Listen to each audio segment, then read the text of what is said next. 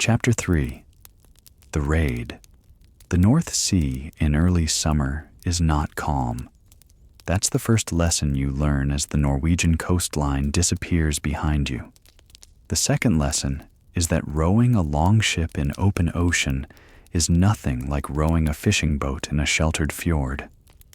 The waves are massive, rolling mountains of gray-green water that lift the ship up, up, up until you can see for miles, then drop it into troughs where walls of water rise on all sides.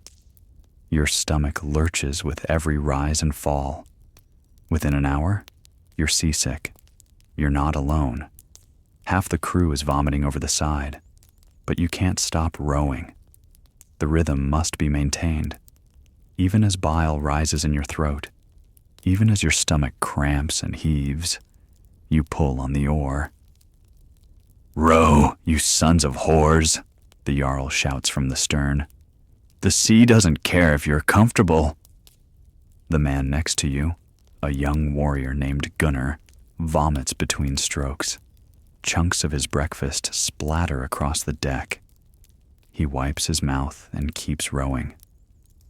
This is hour 2 of a 3-day journey. The longship is an incredible piece of technology. You'll give it that. Its shallow draft and flexible construction allow it to ride over waves rather than punching through them. The overlapping planks, clinker-built, give the hull flexibility to twist and bend with the sea without breaking. But that flexibility means you feel every movement of the water. The ship doesn't just go up and down. It twists, rolls, and seems to shudder with each wave. It's like riding a wild animal that's trying to throw you off. The sail is raised when the wind is favorable, a large square of wool dyed red with ochre. When it catches the wind, the ship surges forward and the rowing becomes easier, more about maintaining direction than providing power. But when the wind dies or shifts to an unfavorable direction, it's pure human muscle power. 30 men pulling on oars for hours at a time. Your hands blister, then the blisters pop and bleed, then they callus over. Your back screams. Your shoulders burn. Your arms feel like they're being pulled from their sockets. There's no relief, no breaks. The sea doesn't offer rest stops. Water constantly splashes over the low sides of the ship. There's a small deck at the bow and stern, but most of the ship is open. You're sitting on a wooden chest that contains your supplies, your feet in several inches of cold seawater that sloshes back and forth in the bilge. Every few hours, men take turns bailing, using wooden buckets to scoop water and dump it overboard. It's a losing battle. The water always comes back. Night falls, but the rowing doesn't stop. The Jarl navigates by the stars when they're visible, by instinct and experience when they're not. Vikings don't have compasses. They navigate by the sun, stars, wave patterns, bird flights, and accumulated knowledge passed down through generations. They're remarkable sailors, you have to admit. They can sense changes in the wind before you feel them. They can read the water, knowing when they're approaching land by the way waves behave. They have a mental map of the North Sea that's almost mystical in its accuracy. But that doesn't make the journey any less miserable. You try to sleep in shifts, curled up on your rowing bench, but real sleep is impossible. The cold, the wet, the constant movement all conspire to keep you in a state of exhausted semi-consciousness. Food is dried fish and hard bread, eaten cold because there's no way to make fire on the ship. Water is rationed, carried in skin bags that give it a leathery taste. You're constantly thirsty, constantly hungry, constantly cold. On the second day, the weather worsens. The wind picks up and the waves grow even larger. Rain begins to fall, cold and driving, soaking through your wool cloak. The Jarl orders the sail reduced to prevent it from tearing. More men are needed on the oars.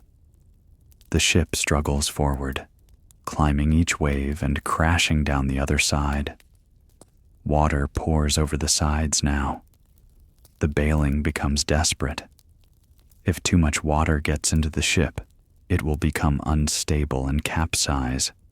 In these cold waters, death would come in minutes. "Bail! Bail, you bastards!" someone screams over the wind. Men are scooping frantically, dumping water over the side, even as more pours in. It's like trying to empty the ocean with a bucket. This goes on for hours. Your arms are beyond exhaustion. You're operating on pure survival instinct now. Row, bail, row, bail. Don't think, don't feel, just move. Then, as suddenly as it began, the storm passes. The wind drops. The waves subside to merely frightening rather than terrifying. The rain stops. Men collapse on their benches, too exhausted to even celebrate survival. You're soaked to the skin, shivering uncontrollably, your hands bleeding, your body a mass of aches. "We're close," the Jarl announces. "I can smell the land. You can't smell anything but salt water and your own filth." But sure enough, a few hours later, a dark line appears on the horizon. Land. England. As you approach the coast, the Jarl becomes more cautious. The ship stays offshore, paralleling the coastline, while he and the experienced warriors scan the shore for potential targets. They're looking for specific things: signs of wealth, lack of defenses, isolated locations. A monastery is ideal. Monasteries store treasure but have no warriors. Coastal villages are also good targets if they're not too large. "There," the Jarl finally says, pointing to a small bay. "See the tower?" You squint and make out a stone structure on a hill overlooking the coast. It's a church or monastery. "We'll land before dawn," the Jarl decides. "Hit them at first light when they're at their morning prayers. Quick in, quick out." The ship is rowed to a secluded beach a few miles from the target. You land as the sun is setting, pulling the ship up onto the sand. For the first time in 3 days, you're on solid ground. Your legs barely work. The constant swaying of the ship has destroyed your sense of balance. You stagger like a drunk, your body still expecting the ground to move beneath you. A cold camp is set up. No fires that might give away your position. Men eat more dried fish and hard bread, then try to rest. Weapons are checked a final time. Armor is adjusted. Shields are readied. You can't sleep. Your mind is racing. In a few hours, you'll participate in an attack on defenseless people, monks, Christians who pose no threat to you. You try to rationalize it. This is what Vikings do. It's expected. The monks have wealth they don't need. They worship a foreign god. They're not your people. But none of that makes you feel better. Olaf, sensing your apprehension, sits next to you. "First raid?" You nod. "It gets easier," he says. "The first time, you think too much. You see them as people. After a while, they're just targets, resources. You don't think about their families, their lives. You just do what needs to be done." He says this like it's comforting. It's not. "Stay close to me," he continues. "Do what I do. If you have to kill someone, make it quick. Don't hesitate. Hesitation gets you killed." The hours pass slowly. Men check their weapons repeatedly. Some pray to the Norse gods, asking for courage and victory. Others joke and laugh, but it sounds forced. Finally, the Jarl gives the order. Time to move. You gather your weapons, your spear and shield, and fall in with the others. The group moves silently through the darkness, following the coastline toward the monastery. As you get closer, you can see it more clearly in the pre-dawn light. It's a modest structure, stone walls surrounding several wooden buildings and a stone church. There are maybe a dozen monks here, you estimate, plus possibly some lay workers or local farmers who work the monastery's lands. The raiders spread out, surrounding the monastery on 3 sides. The 4th side faces the sea, cutting off any escape. It's a classic tactic, practiced many times before. The signal is given by the Jarl raising his arm. 30 men surge forward with a roar designed to terrify. The gates are unlocked. Why would they be locked? Who would attack a house of God? You pour into the compound. Monks in their brown robes are emerging from the church, drawn by the noise. When they see armed warriors rushing toward them, their faces transform from confusion to pure terror. "Devils!" one screams. "The Northmen! God save us!" Some run. Others freeze. One elderly monk actually steps forward, raising a wooden cross like it's a weapon. "Get thee behind us, Satan!" A warrior named Thorkel bashes him in the face with his shield. The old monk goes down hard, blood pouring from his broken nose. Thorkel is on him in a second, knife out. You look away as the knife does its work. Around you, organized chaos unfolds. Warriors are herding monks into a group. Some monks are trying to protect the younger ones. A few are praying frantically. One is begging for mercy in accented Norse. "Please, please, we have nothing. Take what you want. Don't kill us." The Jarl is all business. Search everything. Rip up the floor stones. Check the altar. They hide their wealth. Men swarm into the church. You follow, not knowing what else to do. Inside, the church is simple, but beautiful in its way. Wooden benches, a stone altar, crude frescoes on the walls showing biblical scenes. Candles flicker, having been lit for morning prayers. Warriors are already tearing the place apart. The altar is toppled. The floor stones are pried up. Wall panels are smashed, checking for hidden compartments. "Here!" someone shouts triumphantly. Behind the altar, a hidden space has been revealed. Inside are 3 small chests. They're broken open with axe blows. Silver, lots of it. Coins, crosses, candlesticks, plates, all made of precious metal. This monastery is wealthier than it appeared from outside. The sight of treasure transforms the raiders. There are shouts of joy, of greed satisfied. Men stuff silver into bags and pockets. A few argue over who saw the hiding place first, who deserves the best pieces. Outside, you hear screaming. You rush out to see what's happening. The monks have been separated into groups. The old and weak are being killed. It's brutal, efficient butchery. They're not warriors. They don't fight back. They just die, praying to their God or begging for mercy that doesn't come. The younger, healthier monks are being bound with rope. These will be taken as thralls. They'll be sold in Scandinavian slave markets or kept to work. And then you see something that makes your stomach turn. 3 nuns have been found. They were hidden in a separate building, but warriors searching for loot discovered them. They're young, probably girls from local families given to the church. The warriors are arguing over them, not arguing about whether to take them, arguing about who gets them first. "Enough!"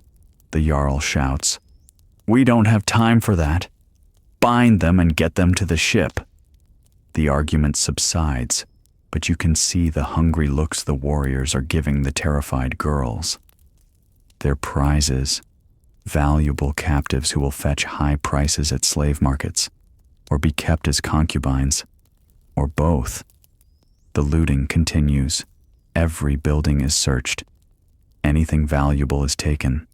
Food stores are raided. Livestock is slaughtered, some to be taken back to the ship. Most just killed for sport or to deprive the monastery of resources. The church itself is torched. Warriors pile wooden benches, drench them in oil from the monastery's lamps, and set it ablaze. The fire spreads quickly. Within minutes, the building is engulfed. The entire raid has taken maybe an hour. From the initial attack to the fires now consuming the monastery, maybe 60 minutes. That's all it takes for Vikings to destroy a community. The raiders withdraw, herding their captives and carrying bags of loot. The surviving monks and nuns are bound in a line, roped together at the neck like animals being led to market. One young monk, maybe 16, is openly weeping. "Why?" he asks. "Why are you doing this? We've done nothing to you." Gunnar, walking next to him, seems genuinely puzzled by the question. "You had silver. We needed silver. What's not to understand?" It's that simple to him. There's no moral complexity. They have something. We take it. That's how the world works. As you make your way back to the ship, you pass the body of the elderly monk who was killed first. His blood has soaked into the ground. His eyes are still open, staring at nothing. You feel sick, not from seasickness this time, from what you've just participated in. The captives are loaded onto the ship, cramped into the small space usually used for cargo. The 3 nuns are bound separately, and you notice warriors constantly glancing at them with undisguised lust. The loot is loaded.